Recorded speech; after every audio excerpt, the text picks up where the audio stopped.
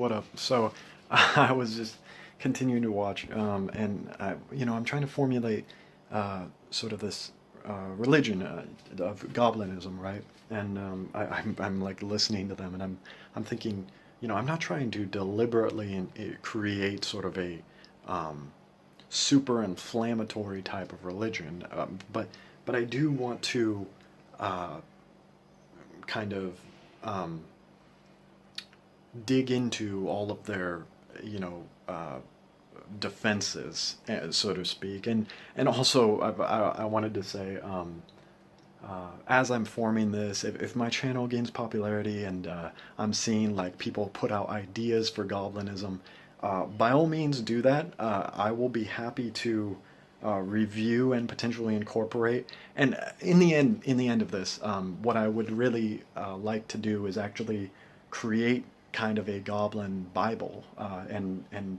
have a book that we can refer to, because what I want this to be is sort of a um, what do you call it?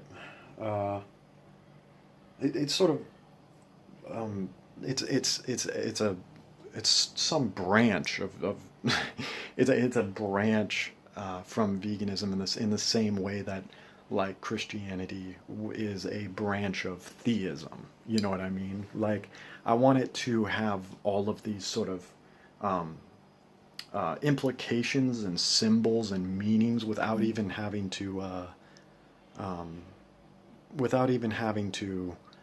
uh, sort of, my phone's low on battery, say it all. I don't want to have to say it all over and over again. I just want people to have sort of an emblemic look at goblinism. That an emblem for veganism, and then some.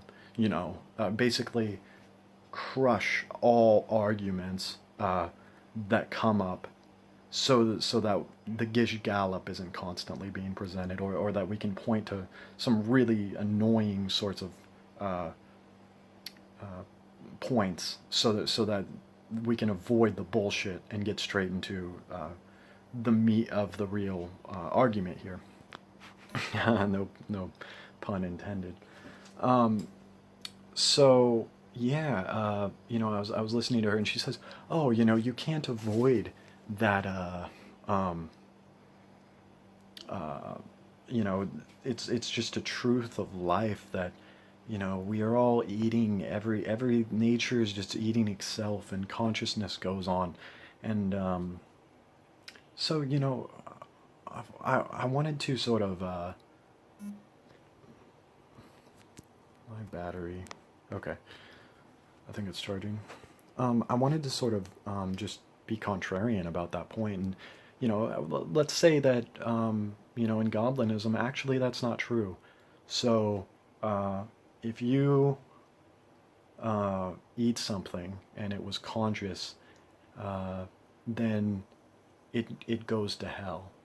Basically, any conscious thing that's eaten ultimately goes to hell to be tortured for eternity. So, or tortured for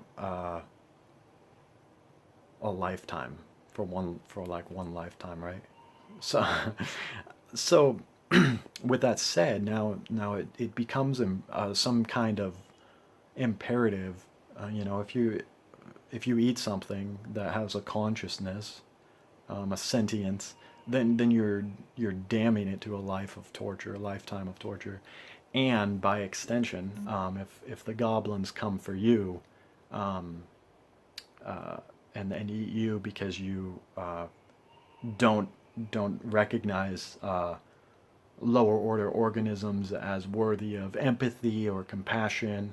Uh, if the goblins eat you, you will be tortured for a lifetime. And I'll add one thing. I'll add one thing. So at the end of everyone's life, if they are still a meat eater, if they're still a meat eater, uh, then the goblins will actually manipulate reality to make it look like you sort of died of whatever cause that you died from, But what they actually do is they create that illusion that you're still there, to your friends and family and stuff. And what they do is they take you up to the mothership and,